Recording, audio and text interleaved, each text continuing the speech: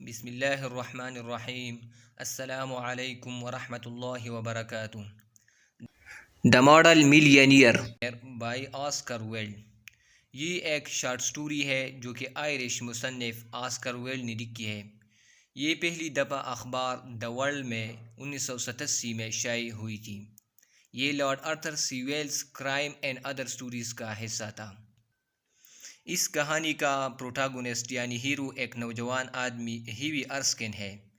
Heavy ارسکن ایک خوبصورت، دلکش اور مشہور شخص تھا، لیکن مالی لحاظ سے وہ بہت قسمت اور غریب تھا۔ اس کے باپ نے اس کے لیے کچھ خاص نہیں چھوڑا تھا۔ اس نے کئی کاروباروں میں اپنا قسمت آزمایا، لیکن ہر بار وہ ناکام رہا۔ اس کی آمدنی کا واحد انکم یہ تھا کہ اس کی بڑی چچی اسے ہر سال 200 پاؤنڈز دیتی تھی۔ ہیوی ایک لڑکی لارا مارٹن سے محبت کرتا تھا۔ لارا مارٹن کا باپ ہیوی ارسکن کو پسند کرتا تھا، لیکن ہیوی غریب ہونے کی وجہ سے وہ اپنی بیٹی کی شادی اس سے نہیں کرانا چاہتا تھا۔ اس نے یہ شرط رکھی تھی کہ اگر ہیوی 10,000 پاؤنڈز کما لے تو اپنی بیٹی کی شادی ہیوی سے کرائے گا۔ ہیوی ارسکن اکثر اپنے فنکار دوست ایلن ٹریور کے پاس جاتا تھا۔ ایک دن اس نے دیکھا کہ اس کا دوست ایک بوڑھے گداگر بیگر کا تصویر بنا رہا تھا۔ بوڑھے آدمی نے پھٹا ہوا چوغا اور پھٹے ہوئے جوتے پہنے تھے جس میں کئی پیوند لگے تھے، اور اس کے ہاتھ میں ایک کھردرا چلنے کے لیے امسا تھی، اور اس کے دوسرے ہاتھ میں ایک پرانی ٹوپی تھی جو سوال کرنے کے لیے آگے بڑھایا تھا۔ اس کا چہرہ جریوں سے بھرا تھا، یعنی وہ بہت بوڑھا تھا اور وہ بہت اداس لگ رہا تھا۔ دونوں ہیوی اور ایلن اس پر متفق تھے کہ یہ بوڑھا گداگر پینٹنگ کے لیے ایک موزون شخصیت ہے، موزون عنوان ہے۔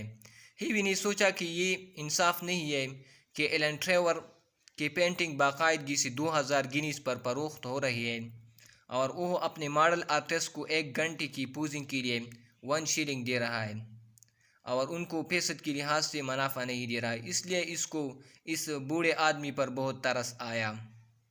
جب ایلن ٹریور کمرے سے نکلا تو ہیوی ارسکن اس غریب آدمی کی، بوڑھے آدمی کی جس کی پینٹنگ بن رہی تھی، اس کا مدد کرنا چاہتا تھا۔ تو ہیوی نے اپنے جیب میں دیکھا۔ اس نے اپنی جیب میں ایک بڑی ڈینامینیشن کائن یعنی ایک سکہ پایا جو اس کے پاس تھی، ایک سورن یہ برٹش کی پرانی گولڈ کائن ہوتی ہے جو کہ 1 پاؤنڈ اسٹرلنگ کے برابر ہوتی ہے۔ اگرچہ ہیوی کے پاس خود اپنے خرچوں کے لیے پیسے نہیں تھے، وہ بہت غریب تھا، اس نے وہ کائن اس غریب گداگر کو دی جو کہ بہت خوش ہوا، اور وہ اس کے بعد چلا جاتا ہے۔ ہیوی اس کے بعد چلا جاتا ہے۔ ایلن ٹریور اور ہیوی کی ملاقات دوبارہ ہو جاتی ہے۔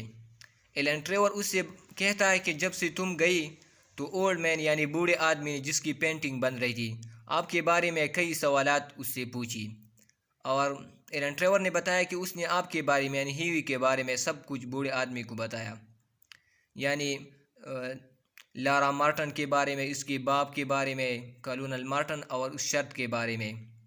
ہیوی اس پر تھوڑا ناراض ہوا کہ اس نے اس کی نجی زندگی کے بارے میں بوڑھے آدمی کو کیوں سب کچھ بتایا۔ پھر ایلن ٹریور اس سے بتاتا ہے کہ وہ بوڑھا آدمی نہیں جس کی وہ پینٹنگ بنا رہا تھا، وہ بیگر نہیں ہے، وہ ایک غریب گداگر نہیں ہے، بلکہ بیرن ہاسبرگ ہے جو کہ یورپ کا ایک مالدار ترین شخص ہے، اور وہ اکثر میرے پینٹنگز خریدتا ہے۔